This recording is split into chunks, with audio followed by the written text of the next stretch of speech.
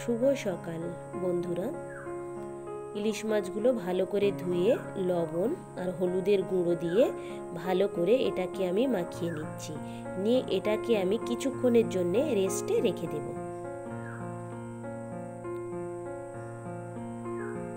এর মধ্যে আমি যে গোটা জিরে বেটে নিয়েছি সেই জিরে বাটার জল, শিল ধোয়া জলে আমি এখানে লঙ্কা গুঁড়ো আর হলুদ গুঁড়ো দিয়ে দিয়েছি। দিয়ে একটু মাখিয়ে এটাকে রেখে দিচ্ছি।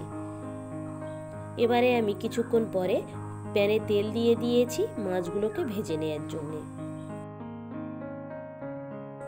তেল গরম হয়ে যেতে একটা একটা করে সব মাছগুলো দিয়ে দিয়েছি। এখানে আমি ইলিশ মাছগুলো কিন্তু একদম হালকা করেই ভাজবো। আপনারাও ঠিক এইভাবে হালকা করে ভেজে নেবেন। সব মাছগুলো আমার হালকাভাবে ভাজা হয়ে গিয়েছে। এবারে আমি সবগুলোকে তুলে নিচ্ছি।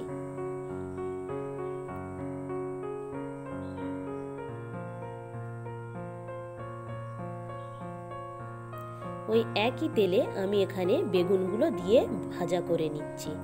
বেগুনগুলো আপনারা মোটা মোটা করে কাটবেন এবং বড় বড় করে কাটবেন, কারণ বেগুনটা একদম নরম সবজি, খুব সহজেই গলে যাবে, কোনো অসুবিধা হবে না। বেগুনটা ভাজার সময় আমি এখানে কোনো লবণ বা হলুদ কিছুই ব্যবহার করিনি, শুধুমাত্র তেলে আমি এটাকে ভেজে নিচ্ছি। বেশি কড়া করেও ভাজলেও চলবে, আবার আপনারা হালকাভাবেও ভেজে নিতে পারেন। ভাজা হয়ে গিয়েছে, আমি বেগুনগুলোকেও তুলে নিচ্ছি।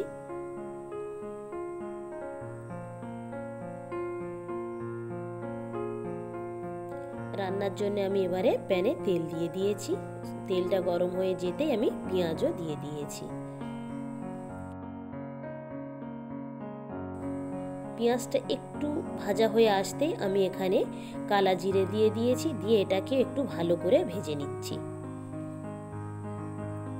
আদা রসুন বাটা দিয়েছি।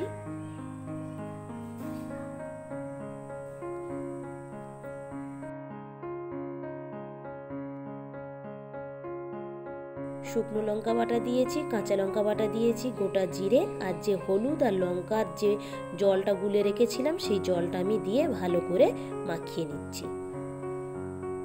এবারে আমি স্বাদ মতো লবণও দিয়ে দিয়েছি। দিয়ে মশলাটাকে ভালো করে আমি কষিয়ে নিচ্ছি। জল মরে মশলাটাও আমার ভালোভাবে কষে এসেছে। নিশ্চয়ই আপনারা দেখেও বুঝতে পারছেন পরিমাণেও অনেকটা কমে গিয়েছে। ভালো করে হয়ে যেতে আমি এখানে ঝোলের জল ব্যবহার করেছি। আপনারা যে যেমন ঝোল রাখবেন সেই পরিমাণ অনুযায়ী আপনারা জলটা ব্যবহার করবেন। ঝোলের জলটা ফুটে যেতেই এখানে আমি প্রথমেই দিয়ে দিচ্ছি যে বেগুনগুলো ভেজে রেখেছিলাম সেই বেগুনগুলো।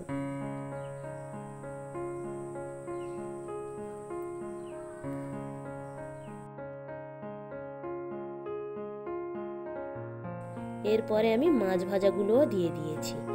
দিয়ে একটু ভালো করে নাড়াচাড়া করে এটাকে আমি একটা ঢাকায় ঢেকে দিচ্ছি। 4 থেকে 5 মিনিট ভালোভাবে হাই ফ্লেমে ফুটিয়ে নিলে একেবারে রেডি হয়ে যাবে বেগুন দিয়ে ইলিশ মাছের এই পাতলা ঝোলের রেসিপি।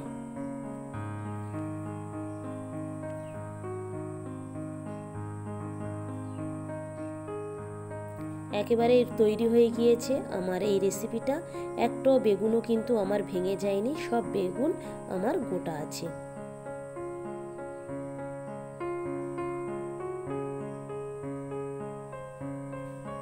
কালারটাও খুব সুন্দর এসেছে। আপনারা বাড়িতে এইভাবে তৈরি করে খাবেন, খেতে অসাধারণ লাগবে। ভিডিওটা তাহলে এখানেই শেষ করছি। ভালো থাকবেন, সুস্থ থাকবেন, আর ব্লগটি কেমন লাগলো অবশ্যই জানাবেন। ভালো লাগলে একটা সাবস্ক্রাইব করে দেবেন। দেখা হবে পরবর্তী ব্লগে।